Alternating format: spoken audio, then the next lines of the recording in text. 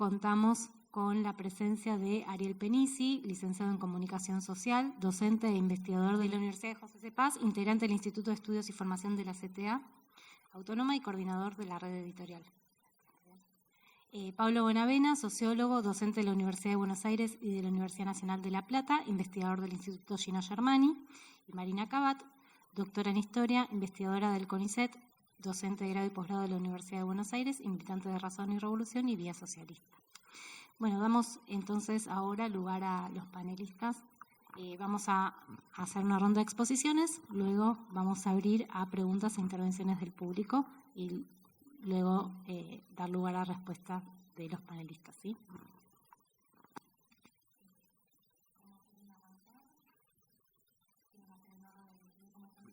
¿Sí? Bueno.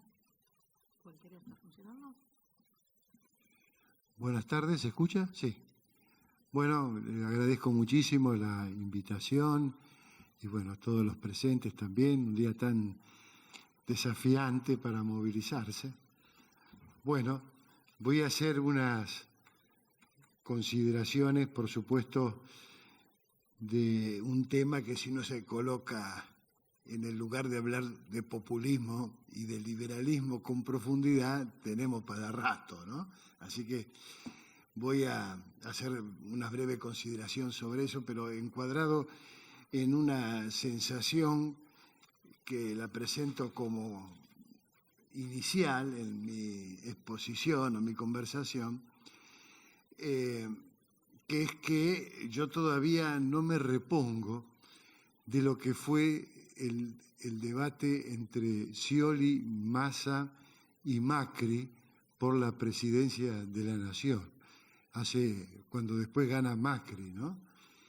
Le digo, yo no me repongo porque me quedé sumamente impactado frente a esa discusión o frente a esa actuación, no sé si discusión, porque me sentí profundamente interpelado y, por supuesto, lo que de allí para acá siguió no dejó de acrecentar mi sensación de angustia y tampoco favoreció que me reponga de aquel impacto, sobre todo viendo el actual gobierno de los Fernández. Cuando presencié aquel debate de gente coacheada, con frases armadas del marketing político más elemental, sin programa, sin ideas, sin nada. Bueno, eso me hizo preguntarme, ¿no?, ¿dónde quedaron los cuadros políticos de la burguesía, ¿no? ¿Dónde quedaron los partidos de la burguesía? Por supuesto que, bueno, uno no es que no sospechaba realmente una pérdida de calidad, en fin, de las organizaciones y de los cuadros, pero verlo allí, todo eso condensado, ya les digo, no dejó de impactarme fuertemente, ¿no? Y una pregunta que desde aquel entonces, bueno, como que cobró más identidad en mi cabeza, es aquella que dice, ¿no?, ¿qué hace factible que un personal político sin ideas, sin principios, sin programa, sin conducta, que cambia constantemente? Bueno, uno podría poner a la Pato Bullrich o a Massa como ejemplo de, en fin, pero no se agota allí la cuestión, ¿no? Que saltan de un lado de la grieta y del otro, tipo Pichetto, en fin, sin ningún problema. Lo de la grieta entre comillas, después voy a decir alguna cosa, ¿no?, que hace factible, ¿no?, la presencia de ese personal político, ¿no?, que estaba dirimiendo quién iba a encabezar la dirección política del Estado, con tan bajo nivel de cualidades. Claro, después vino Alberto Fernández, ¿no? Y entonces ahí la pregunta tiene que ver con qué hace factible, ¿no? O qué situación crea las condiciones de posibilidad para sostener la explotación, con encima cuotas elevadísimas de pobreza o de indigencia, con un personal que oscila entre una pobreza intelectual enorme y, digamos, actitudes que uno podría decir así en una mesa de bar, de gente sumamente chanta, ¿no?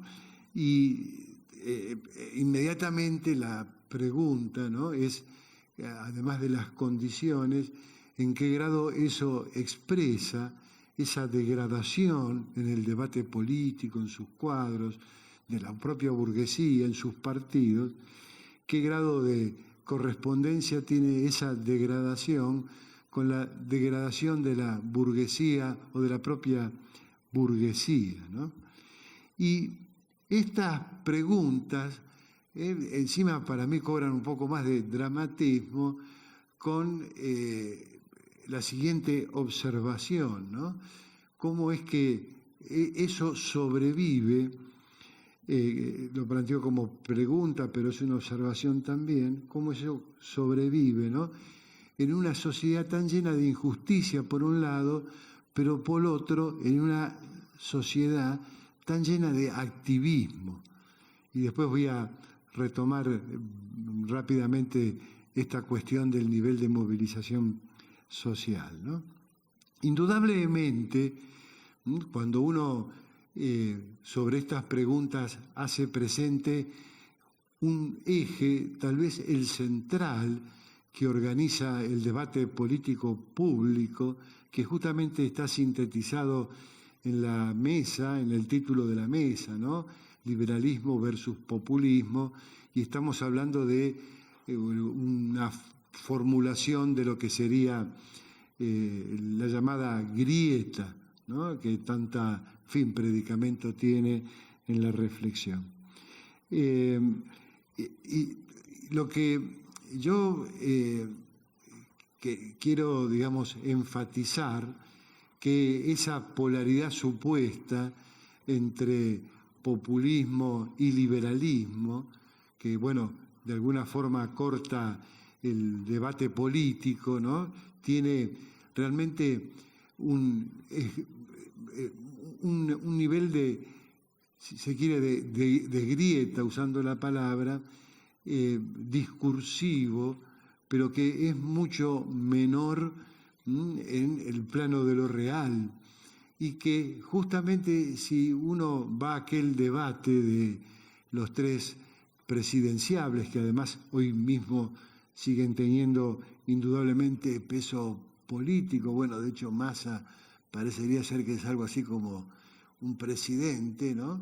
Si uno recupera eso, justamente va a ver que en realidad hay varias postulaciones, algunas que se ordenan en torno a esa grieta, esa polaridad, populismo y liberalismo, pero que son postulaciones para hacer más o menos lo mismo, más o menos lo mismo.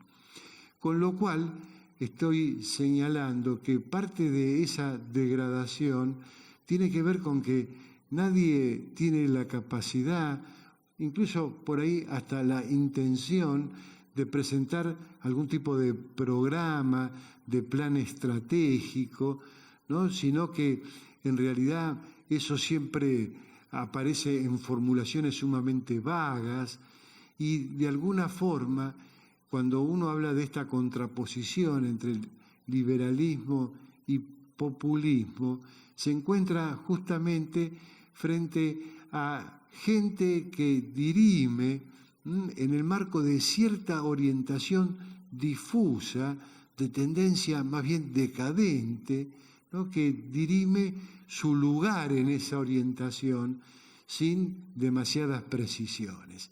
Dicho de otra forma,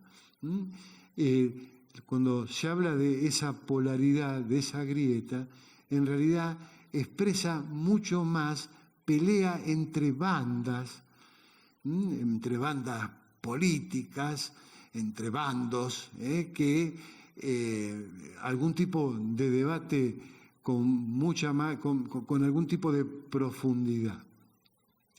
Ustedes fíjense que la formulación del populismo en ese debate, sobre populismo justamente no voy a entrar en la tentación de hablar demasiado por la escasez de tiempo, pero ustedes vieron que cuando inclusive también se habla de liberalismo igual, hay que hacer una enorme cantidad de precisiones, porque populismos hubo muchos, hay varias periodizaciones sobre la historia del uso de la noción y su aplicación, inclusive, en fin, se diferencia no solo en el tiempo, sino por lugar. En los últimos años, por ejemplo, aparece el populismo latinoamericano, el populismo europeo, el populismo de izquierda, el populismo de derecha, el neopopulismo, el populismo clásico, en fin, podríamos seguir así un rato largo con una serie de consideraciones sobre la localización conceptual del término, pero lo cierto es que cuando aquí se habla de ese debate, ¿no?, populismo versus liberalismo, se hace referencia a una fracción del peronismo y el kirchnerismo, ¿no? A eso se localiza. Y digo una fracción porque ahora Pichetto, por ejemplo, estaría en el bando, en fin, contrario, más vinculado a el otro polo sobre el cual voy a hablar. Y efectivamente entonces allí, bueno, la localización del populismo tiene que ver con el peronismo, que suele ser además presentado en ese debate como aquella fuerza que genera un desvío histórico en el desarrollo de un capitalismo sano, en fin, potente, y bueno, y con eso se recrea una vieja interpretación muy ayornada y mucho más brutal, mucho más rústica, ¿no? Pero allí queda entonces planteada la identificación. Y sobre el bando del liberalismo, en esa polaridad, por supuesto, y hago una muy breve alusión, ¿no? El liberalismo también tiene mucha significación y siempre se dice, por ejemplo, no es lo mismo ser liberal en la Argentina que en Estados Unidos de Norteamérica, y así podríamos seguir un rato largo, pero acá en la Argentina encuentra, yo diría, tres formulaciones ese bando, que tiene que ver con, digamos, por un lado, un perfil que enfatiza lo republicano, la calidad institucional, el republicanismo, y por otro lado aparece, digamos, en el liberalismo otro bloque que se autoidentifica en términos de lo que sería cierta ortodoxia económica, y finalmente un tercer bando en expansión, que es el llamado, digamos, liberalismo libertario, que, bueno, a través de la figura, por ejemplo, de Milei, para poner un anclaje, también va cobrando presencia y bastante importante en el escenario, pero sobre estos dos bloques, ¿no? Y bueno, uno que le imputa al otro, en el caso del liberal le imputa al populista justamente una vieja, digamos, atribución que se le asigna al populismo, que es que, en fin, es autoritario y violenta la calidad institucional, es antidemocrático, ¿no? Y desde el bando del populismo, el populismo en este tipo de coordenadas que señalé, se habla de que del otro lado hay insensibilidad social y hay un desprecio del Estado, y eso es importante, y desde allí se postula un capitalismo en serio, un capitalismo humano, un capitalismo propiamente dicho, digo, recordando inclusive algunos discursos de Cristina, ¿no?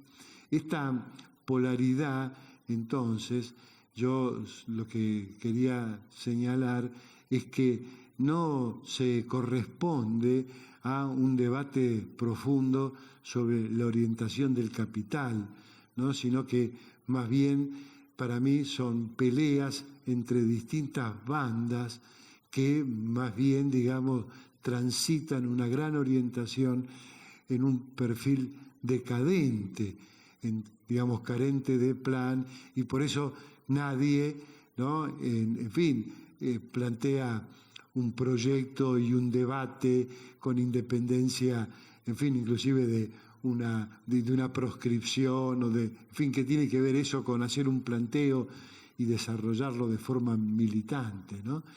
fíjense que no es casual que el debate político se reduzca en muchos casos, inclusive a veces también en la izquierda, a una pugna entre personas, ¿no? Larreta, que va a ser Patricia, que va a ser, en fin, Kicillof, Cristina, ¿no? Casi una discusión de personas donde se evapora toda referencia a las clases, pero también orientaciones programáticas o planes o estrategias de mayor envergadura, ¿no? Entonces, en fin, ahora, este espectáculo degradado y degradante, ¿dónde encuentra condiciones de posibilidad?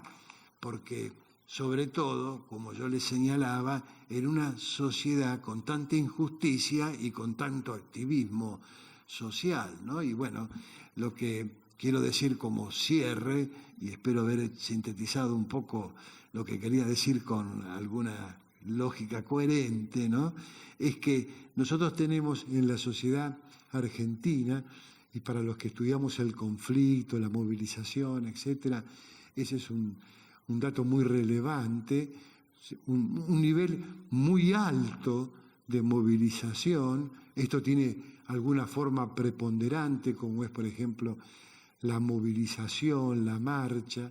Ustedes fíjense cómo este tipo de acción prolifera día a día, bueno, desde asociado a la situación de la guerra por el narcomenudeo en Rosario, hasta, en fin, el juicio a los rugbyers o algún otro juicio y muchos problemas de los cortes de luz, etcétera. Enseguida hay una enorme cantidad de movilización y claro, en fin, ¿no? Entonces, frente a ese panorama, ¿por qué uno no ve todavía, por lo menos, un grado mayor de crisis, de gobernabilidad, etcétera, ¿no? Y justamente digamos, la fortaleza de ese personal político intercambiable, que puede ser neoliberal, liberal, estatista, en fin, pero que uno siempre tiene la impresión que primero son de ellos mismos, ¿no? Ese tipo de personal y de, digamos, de constitución de gobiernos y de partidos tan débil, se asienta, digamos, también en la contrapartida, que es la debilidad de quienes podrían, de alguna forma, violentar esa decadencia con una acción política y tratar de buscar algún rumbo contrario a esa degradación, ¿no? Y justamente el rasgo peculiar es que el régimen de dominación transcurre en la Argentina, ¿no?, en esta situación, ¿no? Un altísimo nivel de movilización social, de protesta, de acción colectiva, en fin, como quieran decirlo, pero que no se organiza en ejes de imputación estructural al sistema y, por ende, tienden a reforzar inclusive mucho de ese personal político en el ejercicio del gobierno, por supuesto, a través de mecanismos como son desde la represión también a enormes, digamos, iniciativas políticas de cooptación. Entonces, bueno, se da esa peculiaridad, ¿no?, que, en fin, de alguna manera las condiciones de posibilidad para que ese personal, en fin, tan mentiroso, degradado, sin argumento, en fin, que ni siquiera hacen buena demagogia, permanezca allí con su debilidad, tiene que ver con la contrapartida, ¿no?, que todavía esa, en fin, gran predisposición que hay para la movilización no ha encontrado ejes de articulación y de imputación, digamos, al gobierno y más estructural que de alguna forma, digamos, logren alterar un proceso decadente, ¿no?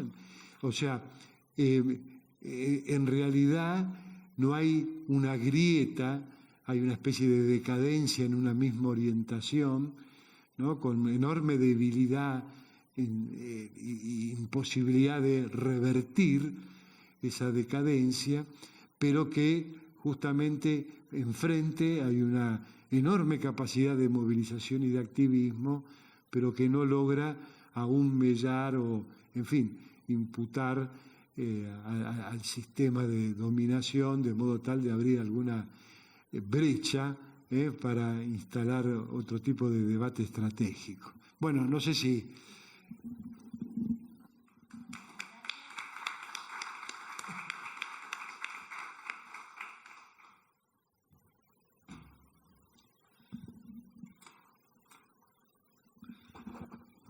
Bueno, yo quería arrancar hablando sobre la relación que tiene el populismo con el liberalismo, porque estamos hablando de algo que, por un lado, aparece como estar en las antípodas, pero que al mismo tiempo tiene una relación, y el crecimiento de este nuevo liberalismo, digo nuevo liberalismo porque en la Argentina es de alguna manera una novedad la existencia de un liberalismo popular, de un liberalismo que pueda convocar a gente a actos públicos, que tenga ese soporte popular que Alzogaray hubiera soñado y nunca había conseguido. Entonces, creo que es necesario pensar esta relación de los nuevos populismos con los nuevos liberalismos. Y ahí no quiero detenerme en el origen de estos nuevos populismos, solo señalar que Brasil, Venezuela, Argentina, en otros países de Latinoamérica, la emergencia de los nuevos populismos estuvo asociada a una oleada de movilización popular, una movilización popular independiente, en muchos de los casos, como en Argentina en el 2001, con procesos de tipo insurreccionales por las características de la movilización, pero que esos procesos de movilización la clase obrera no planteó una salida independiente. Era el que se vayan todos, pero una propuesta por la negativa, no había una propuesta clara por la positiva. Y en este punto, a veces algunos llamados genéricos a la Asamblea Constituyente no implican una salida concreta, un programa de gobierno, un programa de ordenamiento social propio en función de los intereses de la clase obrera. Entonces, ante la ausencia de esta alternativa, lo que emergen son alternativas pensadas por el elenco político burgués, que en el contexto de los tiempos se mueven un poco hacia el sector más progresista, hacen más concesiones a la clase obrera y tienden a ganar el apoyo de todo el centro político y gran parte de la izquierda también. Entonces, son movimientos populistas que en sus inicios sobre todo, después a veces eso se va erosionando un poco, pero sobre todo en sus inicios tienen un fuerte apoyo de movimientos sociales, sindicatos y pequeños, medianos grupos partidarios o sociales englobados genéricamente en el mundo de la izquierda, que sin embargo se incorporan, no necesariamente ellos con la perspectiva de subordinarse, pero se incorporan a movimientos cuya dirección es muy difícil de disputar por la misma dinámica de construcción política de los populismos, desde el mismo personalismo y centralización política personal individual de estos movimientos. Y estos movimientos populistas que lograron este apoyo tan amplio van, con el correr del tiempo, a terminar engendrando este nuevo liberalismo.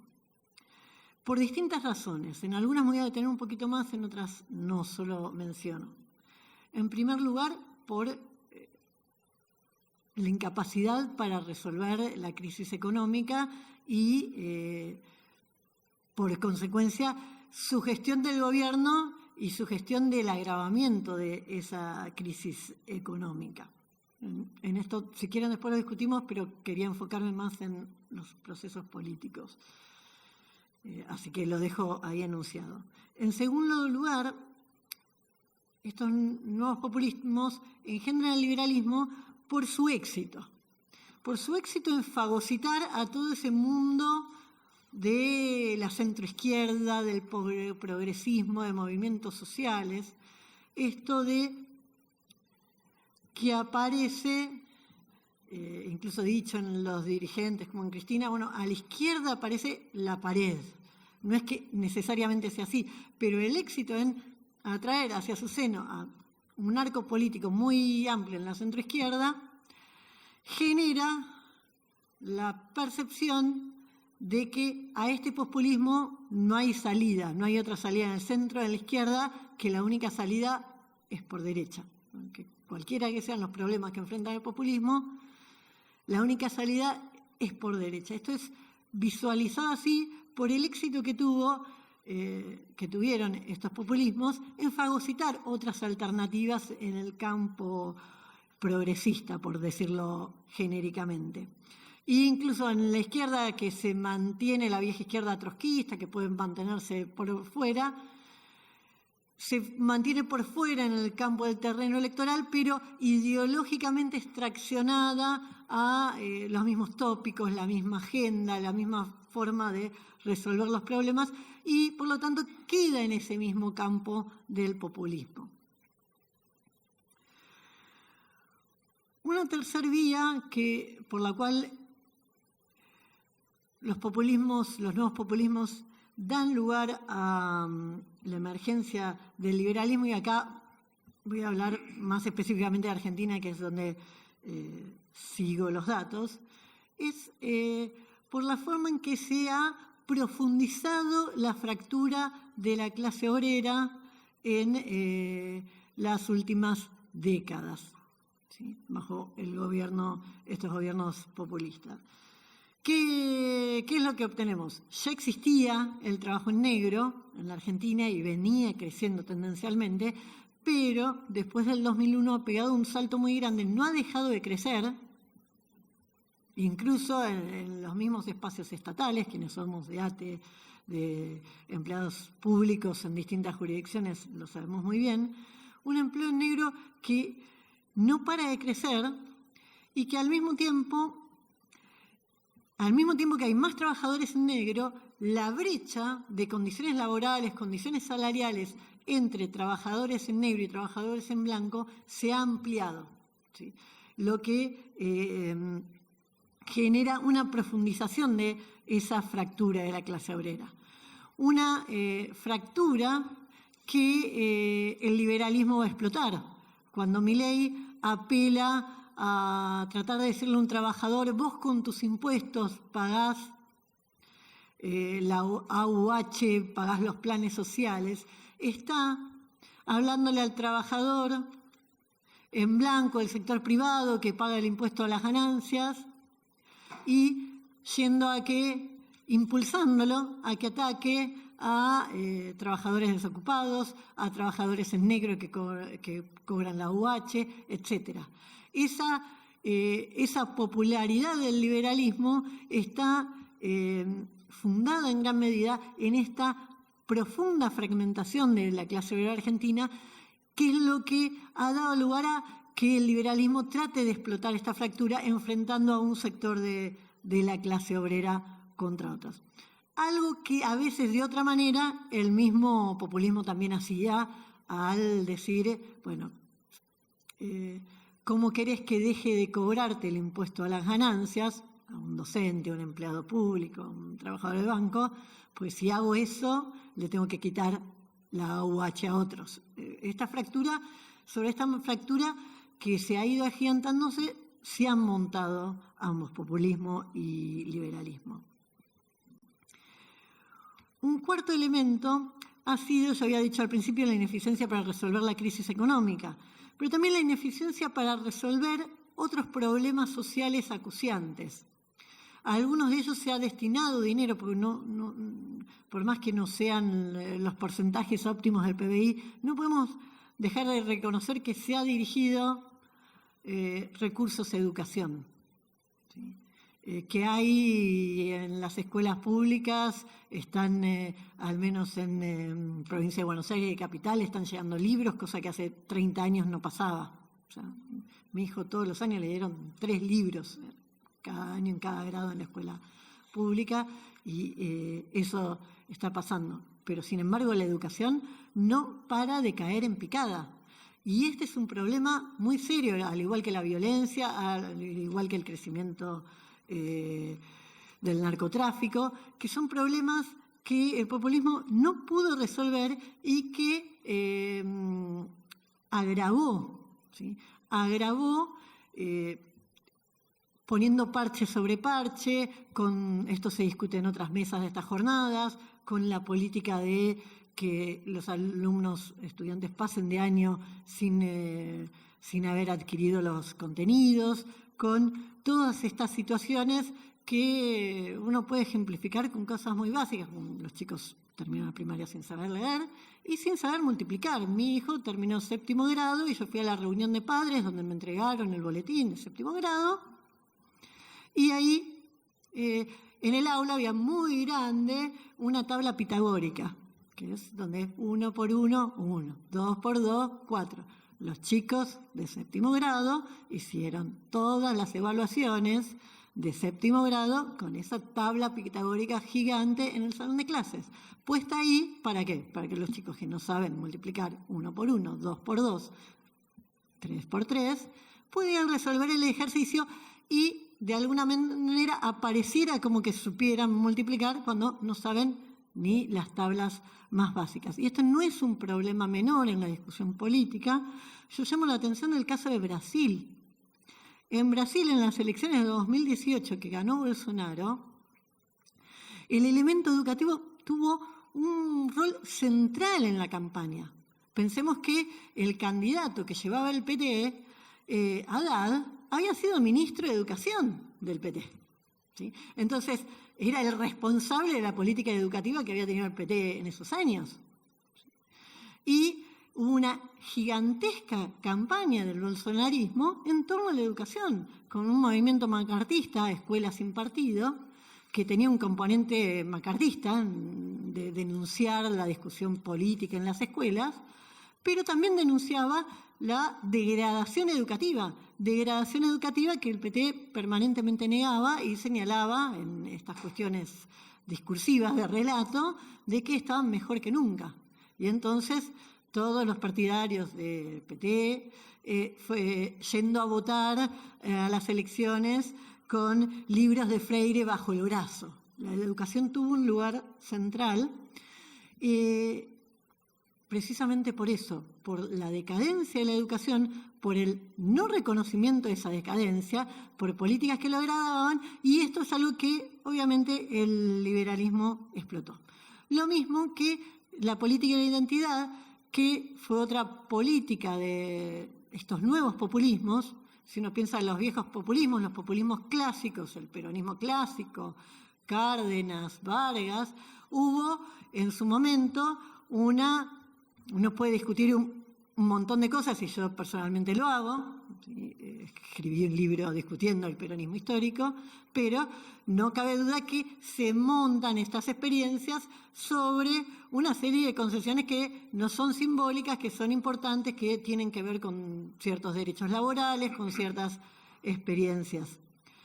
A falta de la posibilidad de dar mejoras reales, tangibles en ese sentido, estos nuevos populismos dan mejoras simbólicas parciales para grupos muy minúsculos. Y ahí la política de la identidad y, la educación está mejor o otra cosa está mejor porque tenemos el documento X o hay un baño transgénero en una facultad o en un colegio. Y esto fue otra de las cuestiones que el liberalismo explota, porque no son cuestiones menores. O sea, hoy en la Argentina hay normativa que hasta para el acceso a un trabajo en blanco formal en el empleo doméstico, o sea, para limpiar casas en blanco, hay un beneficio especial y una política de promoción a personas trans. Entonces, hay una política de derechos particulares que se extiende a distintos ámbitos. ¿Sí? Hoy lo están discutiendo porteros y porteras de escuelas, si tiene que haber prioridad para ciertas personas o no, que esta política posmoderna fue impulsada por estos populismos y a la mayoría de la gente que no tiene un derecho especial a tener un empleo en blanco por alguna particularidad, le suenan sospechosas y que son explotadas por el liberalismo, por personas como Milei, que impulsan un igualitarismo bestial, ¿sí? Prefiero que no haya un derecho especial para nada, que nadie tenga derecho, que seamos todos iguales en esta ausencia de derechos total que pregona Milei. Milei es una figura muy particular, se le ha dado rienda suelta, se le ha dado muchas alas para hablar en los medios por todos lados porque conviene, porque para que después alguien venga y diga cuál es el justo medio, que el justo medio en política no existe, pero bueno, para que alguien establezca el justo medio todo depende de cuán lejos se hayan ido los extremos. Y con la izquierda súper moderada que tenemos y con una derecha que se le da alas, Milei que puede decir cualquier barbaridad ya filofascista y tiene prensa para eso, cuando en muchos casos está haciendo apología del crimen, bueno, se lo deja ir bien a la derecha con ese discurso, cuestión de que sea más fácil presentar la política de derecha como el centro o como una política social progresiva. Ahora, hay un problema que quienes le dieron alas a Milei hoy tienen problemas en cortárselas. En el mismo campo del liberalismo hay toda una disputa que aparente ser una disputa personal, pero que es la disputa de cómo va el liberalismo a llegar al gobierno. Milei dice solo, ¿sí? A lo Bolsonaro, a lo Trump. Expert, los Murphy buscan una alianza con el PRO. Y el sector más cercano a Maslatón está buscando repetir la experiencia de los 90, tomar un peronista y transformarlo en un liberal. O sea, lo que pasó con Menem. Y obviamente hay varios peronistas muy factibles de ser transformados en liberales, pero ya está Massa semigobernando la Argentina y tenemos esta posibilidad muy, muy tangente, muy inminente. Frente a esto, ¿qué ocurre con la izquierda?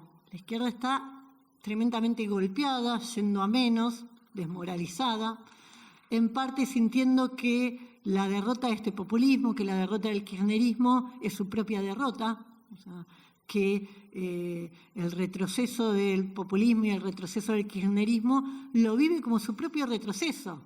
Y es que lo es, porque la izquierda trotskista, la vieja izquierda argentina en general, ha compartido y ha hecho carne y ha hecho bandera de todas las banderas del kirchnerismo, abandonando otros intereses generales en la clase obrera, incluso haciendo banderas de cosas que pueden llegar a ser una bandera, pero no es la principal bandera, mientras que la mitad del país se sumerge en la indigencia, en el hambre, en la falta de empleo. Entonces, ¿qué es lo que creo y creemos en general en Vía Socialista que es posible hoy? Bueno, es posible confrontar con este consenso liberal, porque no es cierto que la población ha sido ganada a las ideas liberales. La población está rechazando las experiencias recientes con el populismo, pero no está abrazando las ideas liberales. Cuando le preguntan a la gente por qué quiere votar a Milei, te dice en las encuestas, porque cree que va con el Estado a resolver vivienda. O sea, la gente quiere a alguien que le resuelva el problema, que se diferencie de las experiencias previas. ¿Sí? No ha abrazado el consenso liberal. Entonces, nosotros tenemos que cuestionar ese consenso liberal, plantear que los problemas de la clase obrera no son responsabilidad de otros grupos de la clase obrera, que son responsabilidad de la burguesía que nos ha gobernado, que la crisis económica está dada por que el Estado vive subsidiando empresas privadas ineficientes que no sirven para nada y que esos subsidios se gasta el doble de lo que hay de gasto público en asistencia social y que el Estado puede tomar esos recursos y directamente gestionar vivienda, empleo, emprendimientos productivos que saquen a la Argentina de la crisis. Y esa es una perspectiva que nos puede permitir empezar a construir una fuerza social, un proyecto amplio que pueda darle una disputa a esto y que le pueda darle una salida a la clase obrera. Este proyecto es básicamente el que en las distintas mesas mis compañeros de Vía Socialista están presentando. Así que nada más por ahora y gracias por escucharme.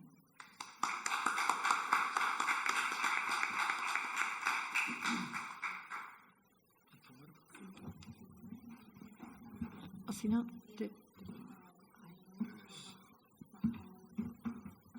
Bueno, hola. ¿Se escucha? No sé. Bueno, yo voy a simplificar mi intervención para no extenderme demasiado. Tomé unos apuntes antes de venir que me doy cuenta ahora que pueden leerse perfectamente y así no me extiendo y después si hay algún tipo de conversación puedo ampliar. Desde el punto de vista de quienes asumimos como intolerable la subordinación del trabajo y de los deseos colectivos al capital, el liberalismo no es un problema mayor. Es simplemente un ideario que para algunos goza de algunas herramientas útiles para este momento histórico en un país conservador. No hay que olvidar que en La riqueza de las naciones, en 1776, Adam Smith, algo más de 10 años antes que la Revolución Francesa, anticipó el mal que los revolucionarios burgueses traían consigo, cuando definió al trabajo como las penas y fatigas del cuerpo. Pero hay en la tradición liberal contrapesos económicos y políticos que hoy suenan a izquierda en los oídos de quienes se pretenden liberales, pero tienen 4 patas, hocico y mueven la cola como neoliberales. Por lo tanto, nuestra discusión, hoy lamentablemente minoritaria, es en torno al populismo. Digo, nuestra discusión poniendo ese nosotros en un lugar que no se pretende, que no se autopercibe como certero y verdadero a priori, sino de un campo popular dinámico, en disputa y ambivalente. Entonces, tenía que aclarar nuestra discusión. Nuestra discusión, hoy lamentablemente minoritaria, es en torno al populismo. Digo minoritaria porque se habla de teoría, se usa el significante hasta el hartazgo, pero en menor medida se toca lo único importante que es en la discusión del populismo, que es el problema de lo posible, entre el posibilismo y los nuevos posibles. Hace unos 10 años, al calor de las revueltas callejeras de junio y julio en Brasil, en una charla en Río de Janeiro, definía el populismo como el ángel de lo posible. Ni el populismo como irracionalidad de un populacho ávido de demagogia, tal como lo presumen la pobreza de espíritu de la derecha, ni la razón populista como único y sospechosamente vertical conducto para la realización popular. El mayor problema del planteo del teórico argentino residente en Gran Bretaña, fallecido hace unos años, que desarrolló esa idea de la razón populista, fue la legitimación teórica de la transformación del protagonismo social y popular en puras demandas.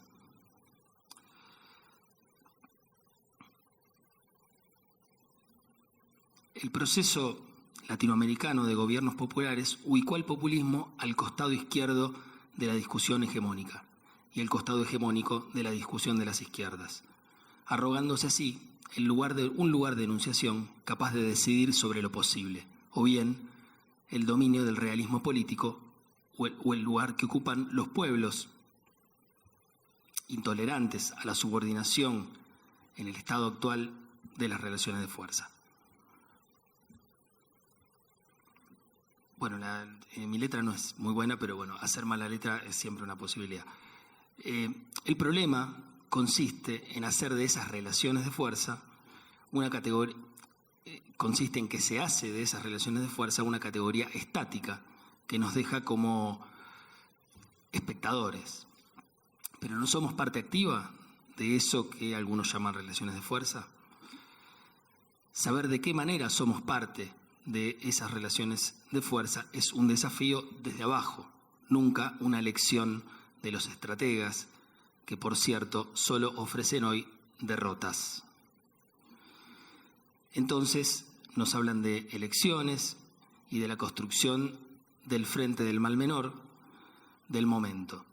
Pero mal menor no es un criterio universal, sino un razonamiento que solo tiene sentido de manera situada y relativa. Hace un par de años publicamos junto con un antropólogo amigo que se llama Salvador Javelson en 2 partes un trabajo sobre el fin del ciclo de gobiernos progresistas o de raíz popular en América Latina en un medio español que se llama El Salto,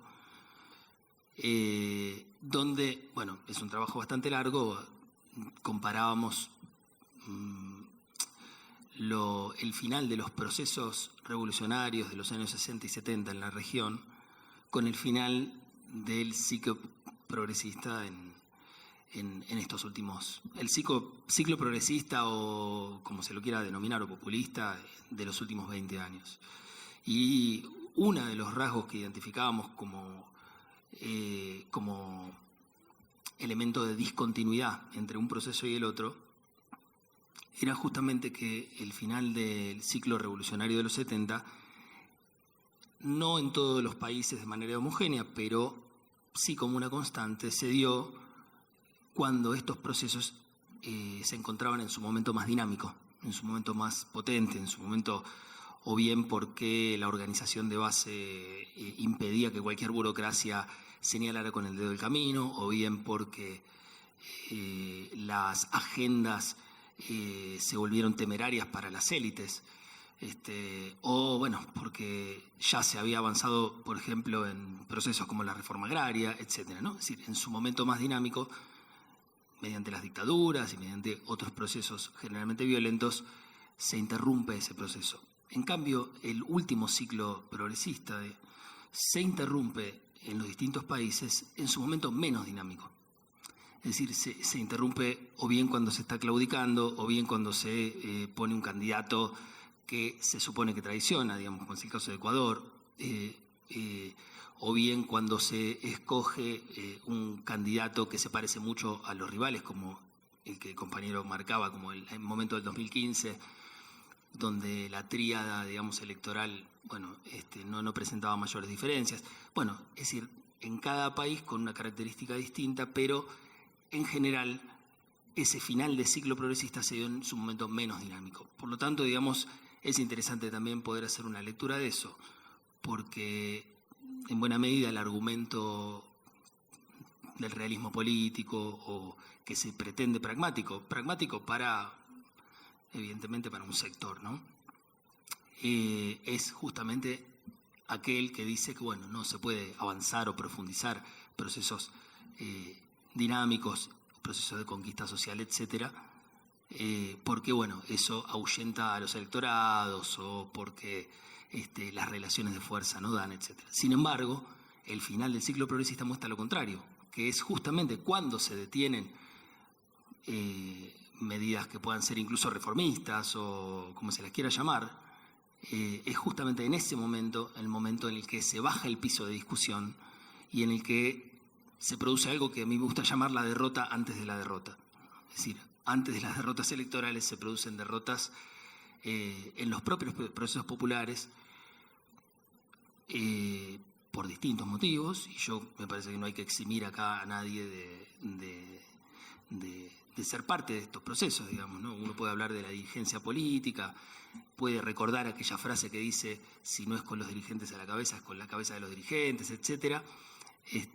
Pero más allá de esa cuestión y de la sintomatología contemporánea, desde mi punto de vista, este tipo de personajes pequeños como Milei o como que fueron mencionados, digo pequeños porque recordaba una frase de Theodor Adorno, ¿no? Un gran teórico perteneciente a esa corriente que fue la Escuela de Frankfurt, que analizando la televisión decía: la televisión es un mundo de enanos, ¿no?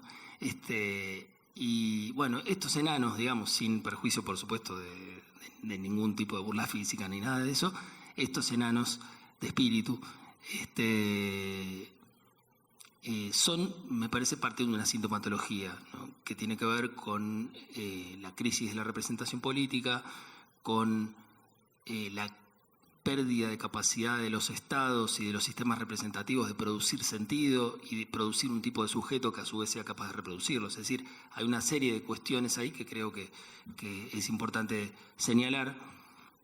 Y por eso digo que es importante mirar, como decía Dolina, marcame a los míos, digamos, ¿no? Es decir, mirar dentro de los propios espacios, dentro del propio campo popular entendido en un sentido deliberadamente ambiguo, indefinido.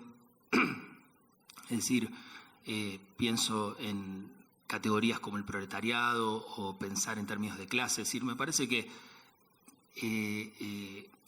yo creo que hay una resonancia irreductible, digamos, entre cuando uno habla de campo popular o habla de clase obrera o habla de proletariado. Es decir, no partiría de una definición a priori. Me parece que es un momento, además histórico, que impide, digamos, ese grado de certeza. Bueno, entonces ahora sí ¿viste por qué era mejor leer, no? Perfecto, es un montón. Bueno, lo posible, entonces retomo el argumento, lo posible es equivalente al realismo político cuando, calcado de lo dado, se propone la administración menos dañosa, es decir, la gestión. En América Latina, bueno, hubo un salto reparador cuyo techo fue su propia matriz neodesarrollista. Pero hoy nos encontramos con nuestro propio, y lo voy a decir en mi muy mal inglés, there's no alternative. Nuestro propio there's no alternative es lo que yo llamaría el no hay alternativa progresista, digamos, ¿no? Que de alguna manera resucita aquella vieja frase de Margaret Thatcher en los albores del consenso de Washington y el neoliberalismo. Entonces, frente a este no hay alternativa progresista, me encontré con un texto de Rosa Luxemburgo,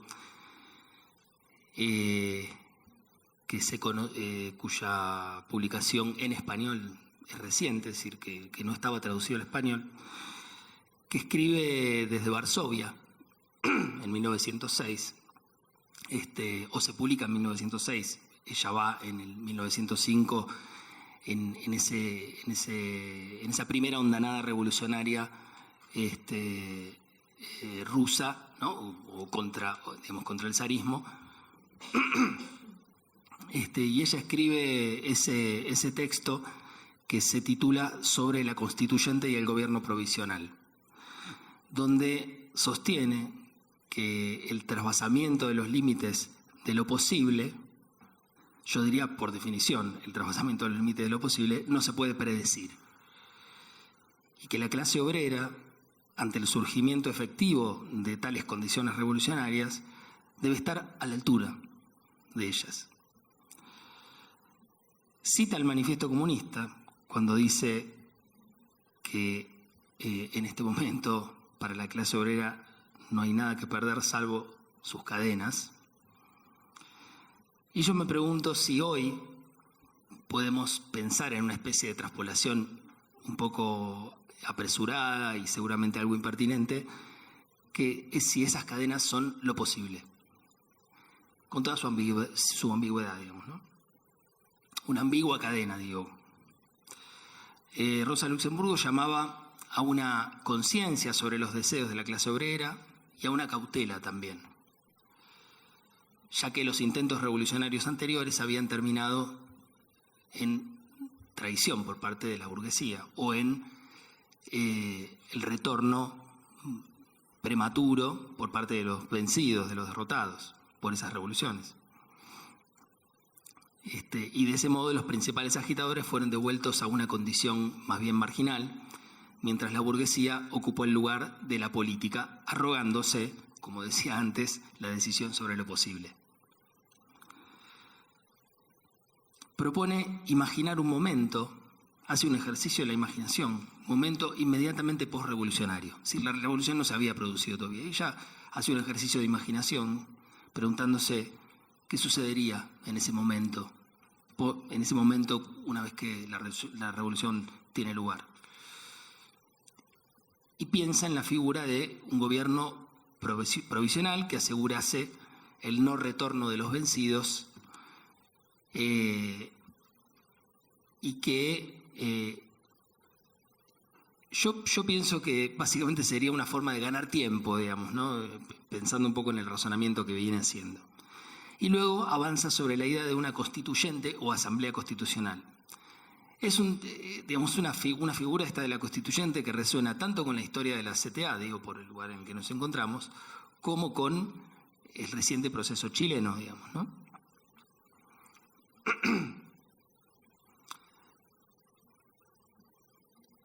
Más allá del lenguaje, digamos, propio de su época, ¿no? y de las imágenes que tienen que ver con su época, piensa en una especie de estado asambleario permanente, una suerte de escenario de formación política a cielo abierto, ¿no? Lo que describe como en ese acto de la imaginación, pero que es una imaginación, por supuesto, que no surge de alguien frente a su escritorio, sino de una lectura histórica que ella hace del siglo XIX.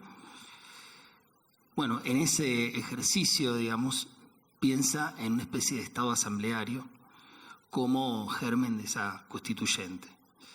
Yo diría que la gran diferencia de este momento histórico con los planteos, con las condiciones de posibilidad bajo las cuales Rosa Luxemburgo pudo pensar y pudo imaginar, es que nosotros no podemos aspirar ni a una conciencia clara, ni a un programa único, y que el Estado no puede lo que pudo en aquel momento, lo que pudo el Estado moderno, incluso digo lo que pudo en un sentido terrible también. Debemos asumir la fragilidad de nuestra condición política y reinventarnos un nuevo protagonismo social para el cual lo común no está concentrado en ninguna parte, sino en una multiplicidad de prácticas. Es decir, lo que nos pone en común hoy son nuestras prácticas y no certezas previas o programas previos, más allá de que, por supuesto, que los programas y que la información que tenemos por la historia y que, es decir, que no es el día de la marmota, no partimos de la nada, ni hay ningún proceso sui generis ni espontaneísmo. Sí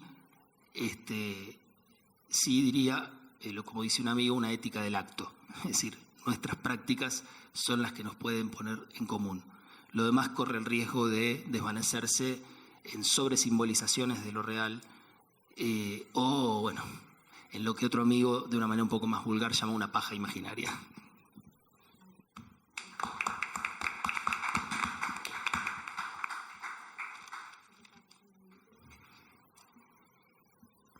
Bueno, muchas gracias por las exposiciones. Pasamos ahora a preguntas e intervenciones del público. Quien quiera tomar la palabra, le pasamos el micrófono.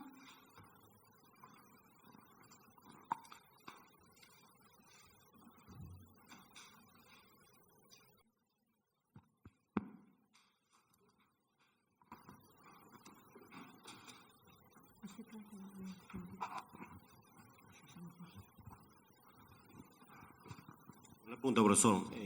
¿Cómo se llama usted? Ariel. Ariel, ¿cómo definiría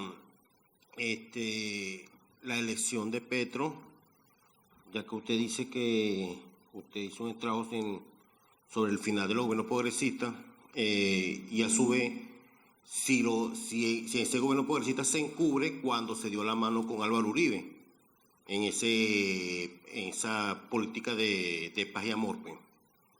La otra es, para el panel, ¿en qué se diferencia el progresismo populismo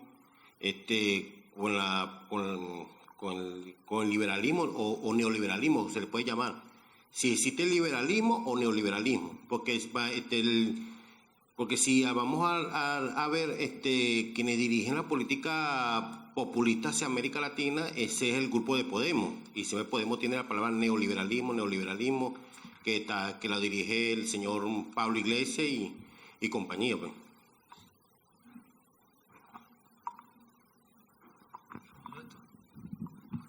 Bueno. ¿Alguien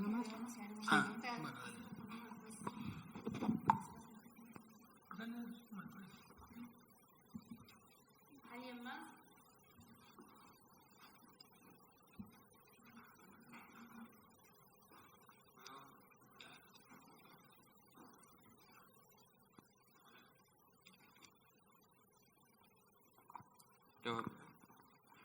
Hola. Bueno, sí, también una pregunta a Ariel, ¿cierto? No, respecto al planteo de que lo que nos unifica es la acción, asumamos que te referís a la acción política de movilización y de lucha de clases, un poco definir ahí el concepto de acción al que te referís, y por otro lado, al rol del programa, porque la acción empírica puede llevarnos a confluir circunstancialmente en determinados escenarios a distintas fracciones de la clase obrera, con fracciones de la pequeña burguesía, incluso en demandas democráticas más generales con fracciones de profesionales o más amplios, digamos, que podríamos incluir incluso en la burguesía, en función de demandas cívicas, de seguridad, etcétera. Pero la confluencia empírica, carente de un programa político, una orientación estructural, nos puede llegar a, digamos, hay ejemplos históricos de sobra, en casos donde la clase obrera, yendo atrás de una orientación política aparentemente sin programa, termina yendo atrás de hecho de un programa burgués.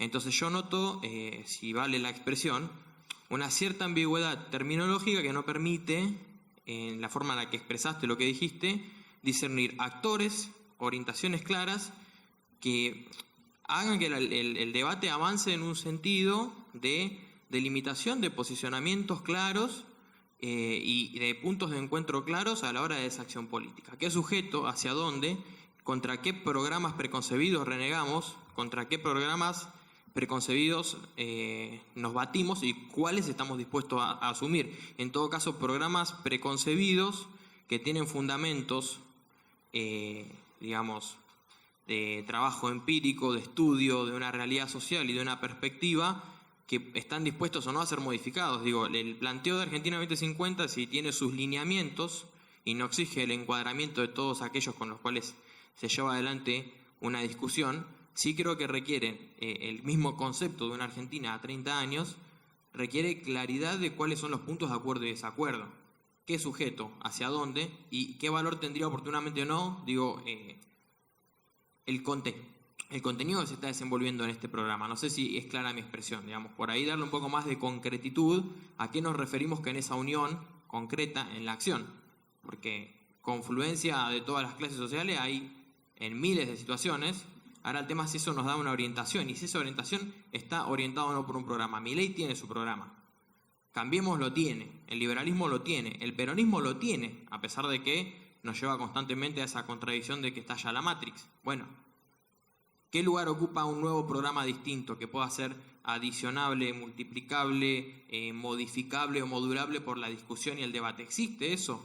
¿Cabe esa posibilidad? ¿Se aloja acá? A mí me gustaría escuchar un poco más, no sé si un posicionamiento, pero una reflexión al respecto. Creo que podría, para mí al menos, esclarecer ciertas ambivalencias que encontré en la argumentación. Bueno, eso.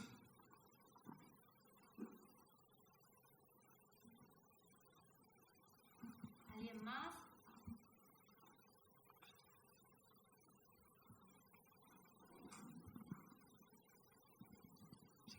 sí, contestando. El compañero primero que habló, ¿cómo es el nombre? Darío. Lo de Petro, bueno, la verdad que yo seguí muy de cerca todo el proceso de las revueltas, con mucha interacción con compañeras y con compañeros que estuvieron en las primeras líneas y en el frente, digamos, de las revueltas que hicieron posible la llegada de Petro. Ahora, lo que se vio es con toda claridad cómo el proceso electoral no hizo más que normalizar la situación, que morigerar todo aquello que en la calle se expresaba en carne viva y yo no, por supuesto que en un plano uno puede preferir que sea Petro y Francia quienes gobiernen, y en otro plano uno puede también ver cómo los procesos de agitación, digamos, una vez que encuentran una traducción, digamos, electoral, bueno, pierden algo de su potencia, pierden algo de su dinamismo, su vitalidad, y creo que cuando yo hablo del fin del ciclo progresista, me refiero a que más allá de que pueda seguir, incluso pueda tener sobrevida el progresismo en los gobiernos, como pasa con el caso de Lula o con el caso de Boric, o como en el caso que vos mencionaste de Petro, creo que es una sobrevida que no desmiente el fin del ciclo, digamos. Y después, en relación al otro, no entendí bien la pregunta, pero yo no creo que Podemos, digamos, tenga demasiado que ver con los procesos latinoamericanos. Creo que, en todo caso, Podemos terminológicamente sí pretendió tomar algo de lo que pasó en los procesos latinoamericanos para aplicarlo en España. Yo estuve el año pasado presentando un libro en España y en otros lugares, pero bueno, cuando estuve en España percibí que el proceso de Podemos está terminado, que es una especie de plataforma virtual con un sesgo estalinista, y que incluso hay expulsiones de todas las personas, todos los grupos de Podemos. Por ejemplo, Asturias, hay una reciente expulsión del grupo de Podemos de Asturias, incluso con un diputado y todo, así que bueno, lo veo en un proceso bastante deteriorado, digamos. Y después, en relación a lo que comentó el otro compañero, bueno, creo que son lenguajes distintos. No creo que yo no considero que podamos seguir pensando en términos de un sujeto unitario. Considero que la ambivalencia no está en la terminología, sino en la realidad. Cuando yo hablo de prácticas concretas, no hablo de empirismo, porque no hago esa distinción entre situaciones empíricas y conciencia de clase con un programa. Creo que algunas de esas nociones pueden seguir siendo útiles, pero que hay que complejizarlas. Creo que la clase atraviesa un momento donde el capitalismo produce valor a partir de las capacidades genéricas y por lo tanto proletariza pequeños hechos de la vida, situaciones. Entonces no se puede pensar el proletariado como un sujeto unitario, mucho menos identitario. Creo que Marx no lo pensó así. Creo que Marx pensó al proletariado no como un sujeto identitario que debía tomar el poder, sino como todo lo que despoja de la capacidad de desplegar la propia potencia en relación a los propios deseos. Y entonces no se trataba de una identidad, es decir, planteaste algo que supondría una discusión más larga, y en ese sentido creo que hay una tradición en Argentina como es la unión en la acción del sindicalismo, y que eso no tiene ninguna ambigüedad, ni no tiene nada de empirismo chato, ni de empirismo despojado de ideas.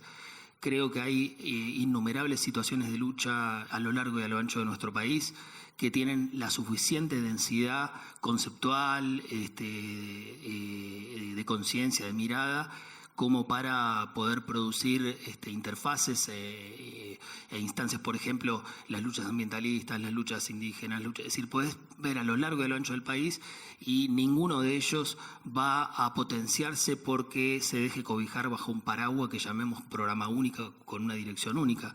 Yo creo que es un momento donde eso significaría una calamidad, significaría básicamente el empobrecimiento de la riqueza que tenemos en nuestros movimientos, en nuestras luchas, y pues creo que hay que partir de la idea que realmente no sabemos cómo hacerlo, y no saber puede ser angustiante, pero también, bueno, puede tener alguna potencia.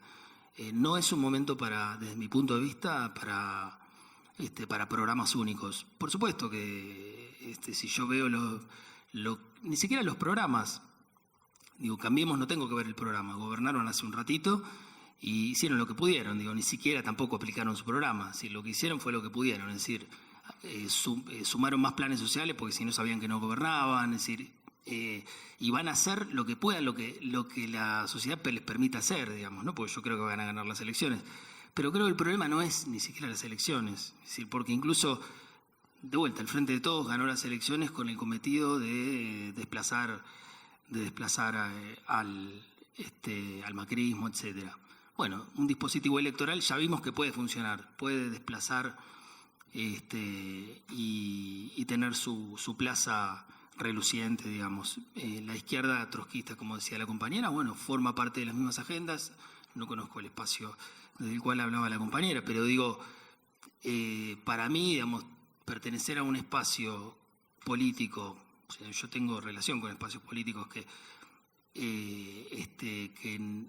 juega el juego electoral, pero que tampoco tiene muchas perspectivas, porque la gente vota otra cosa, me parece que es un lugar un poco impotente, digamos. Entonces, la verdad que se pueden discutir programas, todos los políticos tienen el discurso de que discuten programas, pero cuando vos vas a luchas concretas que tienen una complejidad, el gran problema que tenemos hoy es cómo se articulan niveles. Entonces, las prácticas son un nivel, digamos, no son algo despojado de programa o despojado de conciencia. Son un nivel que tiene su propia conciencia, que tiene sus propias ideas, que tiene su propio instinto político, que sabe lo que no quiere. Entonces, las prácticas son un nivel. ¿Cómo se articulan los niveles? Porque es cierto que hay un campo de relaciones de fuerza también, donde actúan actores muy pesados, muy grandes, etcétera, y cómo se juega ese juego. Yo no creo que es con una especie de gran convergencia, los frentes vemos que fracasan. Creo que estamos en un gran problema donde no hay que ponerse al costado, no hay que ponerse en el centro del campo popular con toda su ambivalencia, asumirla, y sobre todo es un trabajo más de orfebre, digamos, ¿no? Que de grandes profesionales de la teoría de la política, digamos, porque es articulación de niveles el problema, digamos. La complejidad nos está pasando por encima. Bien. Partiendo muy breve por lo que preguntaba Darío sobre diferencia del liberalismo y populismo, hoy diría que no hay una diferencia, porque el elenco dirigente ha sido ganado al consenso liberal. Y este consenso liberal abarca todo el espectro político en la Argentina de la dirigencia tradicional, abarca ambos lados de la grieta. ¿Sí? Entonces, frente a eso, frente a que la dirigencia, obviamente los liberales, pero el gobierno que se decía progresista, esta experiencia populista, se suma a ese consenso liberal. ¿Qué hacemos? Y acá está, en el meollo de la cuestión, el punto que planteaba Ariel bien y a mi juicio resolvía mal. O sea, el punto es, bueno, se formó este consenso liberal que trasciende la grieta. ¿Qué hacemos? ¿Qué podemos hacer? Y ahí, citar a Rosa Luxemburgo para decir, bueno, es impredecible qué se puede hacer o qué se va a poder hacer más adelante. A mi juicio, atrás de ese espontaneísmo se esconde mal la idea de no podemos hacer demasiado. Y se esconde mal también atrás de esta idea de bueno, hay que reconocer nuestra propia fragilidad. Yo reconozco nuestra propia fragilidad. Obviamente, reconozco y me duele nuestra propia fragilidad. Muchísimo. Como cualquier militante que se pasa su vida militando. ¿Cómo no va a reconocer un momento de fragilidad en un punto y cómo no le va a doler esa fragilidad? Digo doler, no sufrirla, porque uno ese dolor es lo que a uno le hace moverse. Si no, simplemente lo sufrimos y nos resignamos a eso y esperamos que en algún momento impredeciblemente algo pasa que modifique los límites de lo posible. Pero los límites de lo posible los modificamos nosotros, ¿sí? Tenemos una oportunidad. ¿Por qué? Porque yo conozco la fragilidad propia, pero conozco también la fragilidad de los otros. Conozco la fragilidad de Milei, que está sumando adhesiones, afiliaciones, en base a gente que quiere que el Estado le resuelva el trabajo, la vivienda, la salud. Entonces, las adhesiones que está ganando Milei no son de Milei, son nuestras. Porque ese programa con el cual van a votarlo a Milei, la gente, es el programa nuestro. Tenemos que salir del duelo, de la resignación y salir a combatirlo. ¿Me prestás el libro? Ariel dice, no sabemos. Yo le pediría, por favor, que no hable por todos. Yo no puedo saber hasta el mínimo detalle técnico, por eso convoco estas jornadas. Pero yo sí sé, o creo saber, y en todo caso ahí llamo a los panelistas y a cualquiera del público que me diga, no, Marina, estás completamente equivocada, no sabés, por ahí no hay forma. También las jornadas son para esto, para que si estamos tremendamente equivocados, alguien me lo diga y me convenza de eso. Pero yo sí sé qué hay que hacer. Mis compañeros sentimos que sabemos qué hay que hacer. Obviamente no queremos tener la verdad revelada y por eso convocamos a gente que sabemos de antemano, que no piensa como nosotros para discutirlo. Pero, ¿qué sabemos que hay que hacer? Dejar de regalarle plata a las empresas privadas, dejar de endeudar el Estado en base a subsidiar a empresas privadas, usar esos recursos para solucionar y hacer las cosas que la gente le está pidiendo a Milei porque no vea a quién más pedírsela. Entonces, si tenemos los datos de cuánta plata pierde el Estado en esos subsidios a empresas privadas, ¿por qué no se puede construir una gran empresa estatal que produzca alimentos a mayor escala, más competitivos, más baratos y frenar la inflación?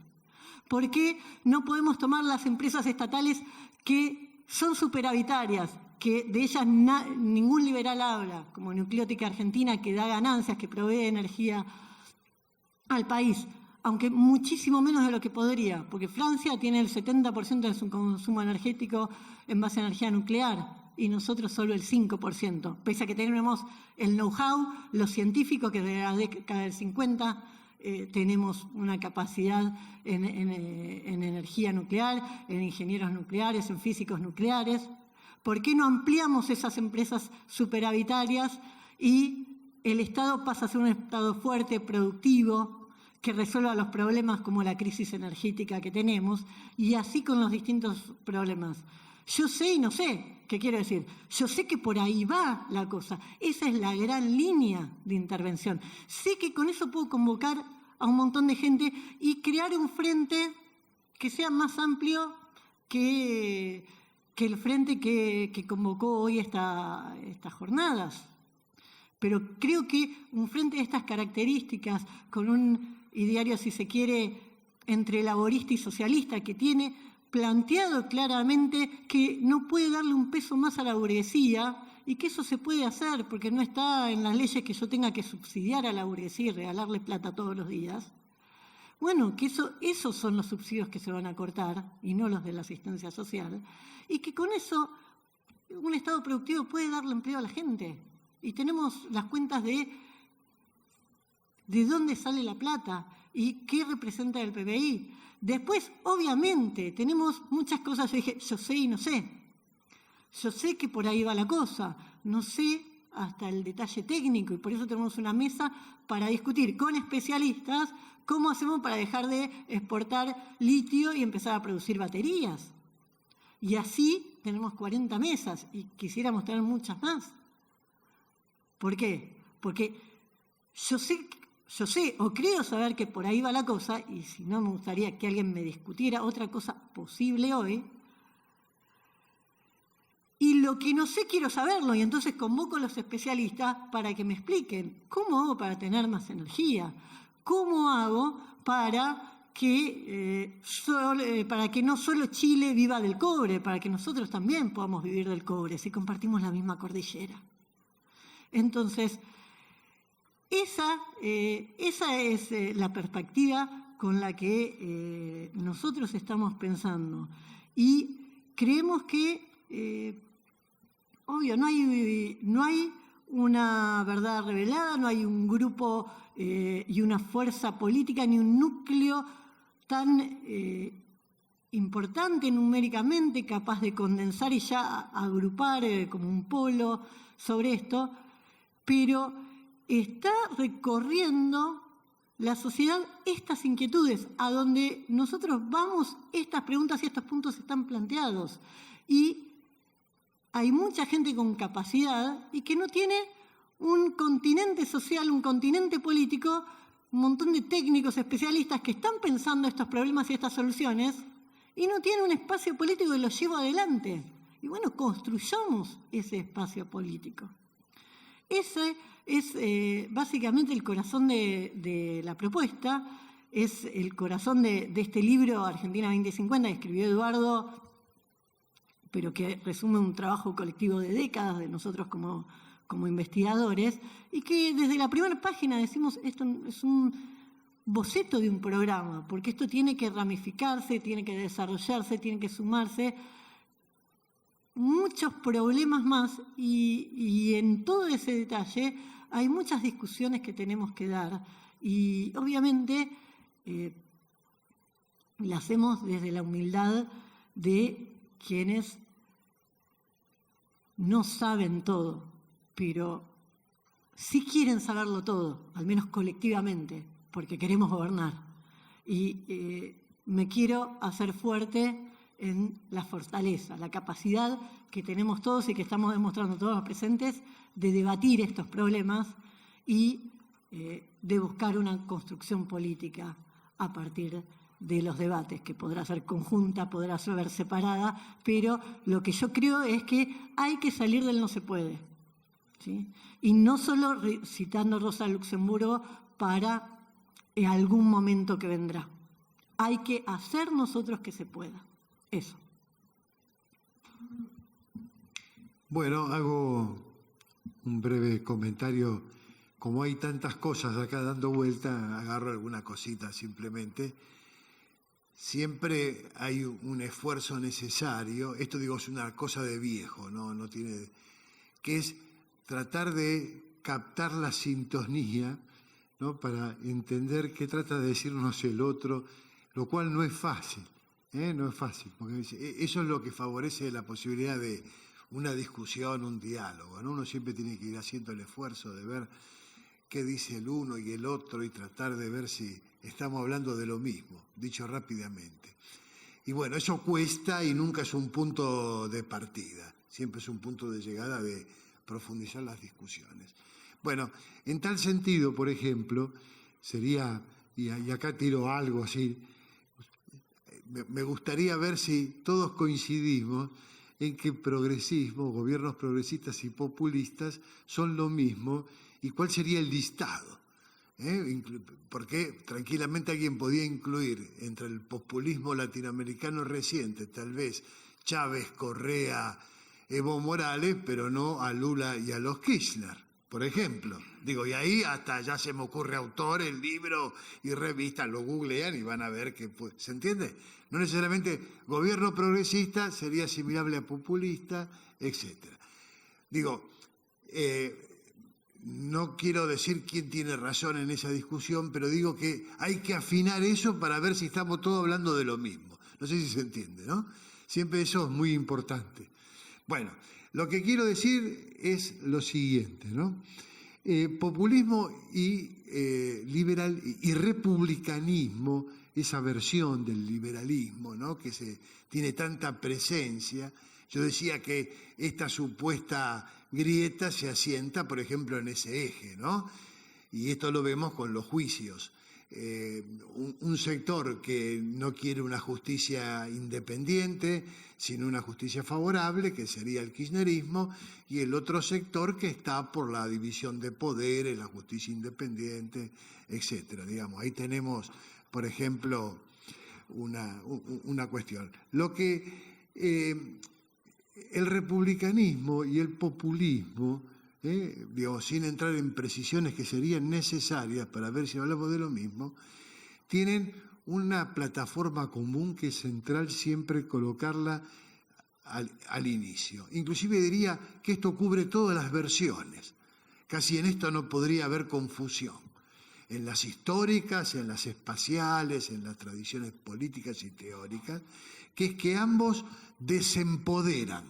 O sea, esa es su misión, ¿no? El republicanismo con la idea de la representación y el populismo con el dejá que yo lo hago, en fin, del líder o de, en fin, esa cosa más mística que pueda tener, siempre tienen como base común que son para desempoderar a lo que sería un movimiento de base, de otro carácter, etc. Y ahí aparece justamente un tema que de alguna forma dio vuelta, pero que a mí me gustaría tener, no va a ser hoy seguramente, pero bueno, uno lee, en fin, precisar justamente esa idea, ¿no?, de que, bueno, ¿cuándo termina un ciclo, etcétera? Entonces yo tiro una hipótesis, ¿no? Cuando avanzan en ese proceso de desempoderamiento, pierden sentido. El populismo y el republicanismo, desde las propias fracciones que lo pueden alentar, en fin, y auspiciar, etcétera, empiezan cuando logran ese objetivo, y algo tiró ella en el sentido de, bueno, el éxito justamente puede ser lo que termina siendo su condena en eso como proyección, ¿no? De alguna forma, una vez que desarma algo, y bueno, ¿para qué seguiría teniendo que estar? El otro comentario que quiero hacer es respecto de la burguesía, ¿no? Y eso es, a veces uno tiene el supuesto, por ejemplo, de que la burguesía siempre es lúcida, que las distintas fracciones de la burguesía tienen su programa y que los distintos sectores de la burguesía además tienen congruencia entre sus intereses y su programa. En fin, que siempre se ubican en el lugar donde deberían estar según, por ejemplo, sus intereses. Bueno, y eso no es así, ¿no? Esto también lo tiro como elemento para discutir, ¿no? No siempre se ubican en el lugar que están, que es el que deberían estar. O sea, cuando aparece, por ejemplo, Maslatón o ese tipo de fuerza que dice, paren un poco, vamos a reacomodar los personajes, porque este tendría que estar en este lugar, este en este, y uno a veces le da esa sensación, ¿no? Bueno, ni hablar si hablamos de las fracciones burguesas que están por detrás, si ustedes quieren, de estas fuerzas, etcétera. No es verdad que tengan esa lucidez. Es decir, que hay una contrapartida, ¿no? O sea, lo que le pasa, uno diría, a los sectores populares, como se dijo acá, al pueblo, al campo del pueblo, la clase obrera, etcétera. Bueno, también les pasa a los de enfrente. No hay perfecta y estricta lucidez en saber qué es lo que se debe hacer y hacia dónde. Y ahí aparece la cuestión también, y como último elemento de mi intervención ahora, tiene que ver con esto de la articulación, etcétera. No es cierto que la capacidad de componer, articular, esté en la burguesía y del otro lado no esté.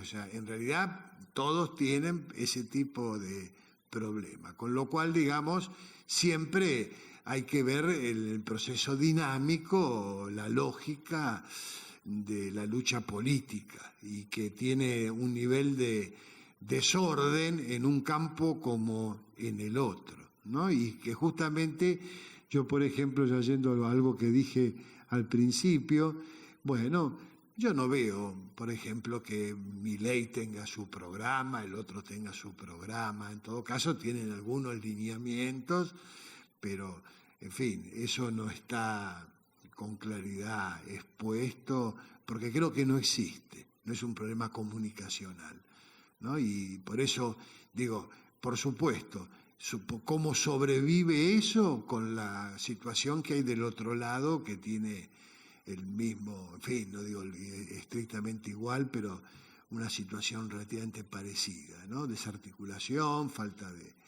en fin, de orientación, ejes articuladores, en un país que tiene un nivel de movilización, etcétera, altísimo, que no hay que dejar de perder de vista ese elemento. Una sola aclaración, digamos, que cuando me refiero a la cuestión del no saber, etcétera, me estoy refiriendo a que llegamos hasta acá por la prepotencia del sujeto moderno, es decir, estoy hablando en un plano que no es el de una medida de un gobierno, digamos, ¿no? En la que puedo estar de acuerdo, por supuesto. Son medidas coyunturales. Incluso estoy de acuerdo con muchas medidas que tomó el kirchnerismo, no considerándome parte de ese espacio, digamos. Y estoy de acuerdo con cosas que tiene el programa político del FIT, etcétera, pero me estoy refiriendo a otro plano, que es más epocal, digamos, y que creo que es la prepotencia del sujeto moderno, el deseo de saberlo todo, la idea de que eso es posible, el que nos llevó, digamos, a un mundo que está en un franco proceso de autodestrucción, más allá de que se puede coincidir con Milei o no, de que el cambio climático es una especie de mentira, o no sé qué es lo que dijo respecto del tema del cambio climático, pero digo, lo que se hace con los recursos naturales, lo que se hace con los territorios, no va a depender de lo que una pequeña fuerza política pueda sostener en una contienda electoral, y es en ese sentido, digo, que son, por eso decía que la articulación de niveles que son muy distintos entre sí. Hay una dimensión que es epocal, yo creo que hay un punto del siglo XVII que hay que volver a pensar, que es el momento del surgimiento del Estado moderno, otro punto del fin del siglo XIX, por eso era Rosa Luxemburgo, que es el problema de la clase y el problema de la organización, las críticas de Lenin. Nosotros publicamos el primer libro de Trotsky, que es un libro 1904, donde hace la crítica de la revolución, digamos, donde después él mismo también contradice sus propias críticas, etcétera. Pero creo que hay una discusión ahí interesante para dar, simplemente, ¿no? Y creo que el problema del no saber no tiene que ver con el espontaneismo, porque hay que realmente subestimar a las personas para llamar espontáneas a luchas que se dan en el territorio y que consiguen echar a Monsanto, que consiguen echar a la lumbrera, que consiguen cosas muy importantes, mucho más importantes que cualquier programa político. Y en ese sentido el problema es ver cómo desde esas experiencias que tienen no propuestas para ser votadas en una contienda electoral, para ocupar un silloncito en un Estado no solo burgués, sino decadente, porque ni siquiera es un Estado potente, es un Estado que decreta que se prohíbe despedir gente, como pasó en la pandemia, y te china, espera que salga el decreto y te despide 1.500 laburantes. Digo, ese es el Estado que tenemos. Así que bueno, el problema es la pregunta por lo que podemos no lo sabemos de antemano. Es decir, tal vez la mayor impotencia consista en creernos que estamos muy cerca de saberlo todo. En realidad el problema, la pregunta por lo que podemos es una pregunta materialista, no es algo que alguien le puede indicar a los demás. Pero bueno, yo lo que decía era simplemente esto, digamos, ¿no? En función de, por un lado, el Estado moderno y el sujeto moderno, que creo que son dos cuestiones que deben ser revisadas, porque bueno, es parte de la crisis que atravesamos. Bien.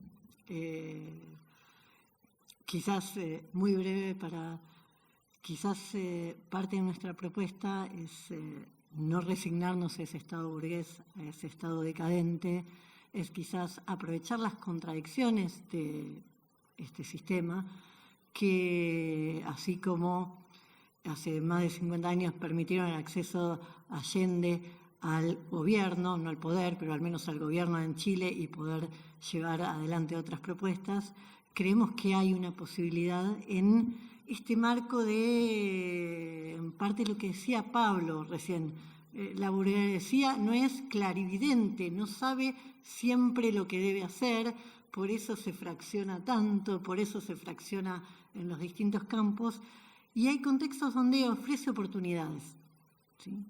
Y entonces creemos que en este momento es una de esas oportunidades, porque si bien la clase obrera no está en la calle haciendo insurrecciones, derribando presidentes todos los días, tampoco está votando a los mismos presidentes que las ajustan, ¿sí?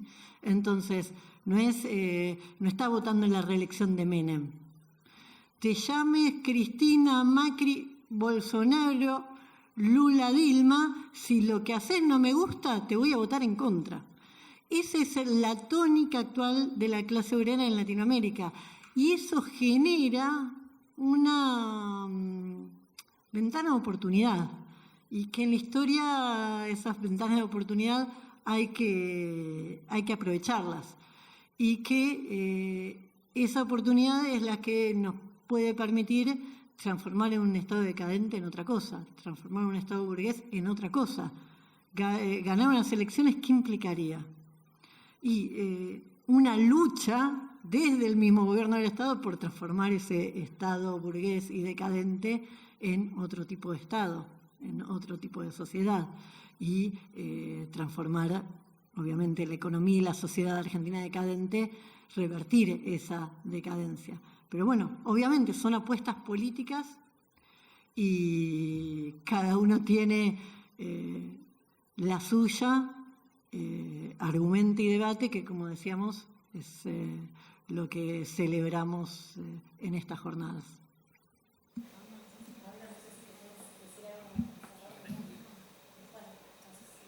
No, agradecer la invitación y bueno, la tan interesante conversación.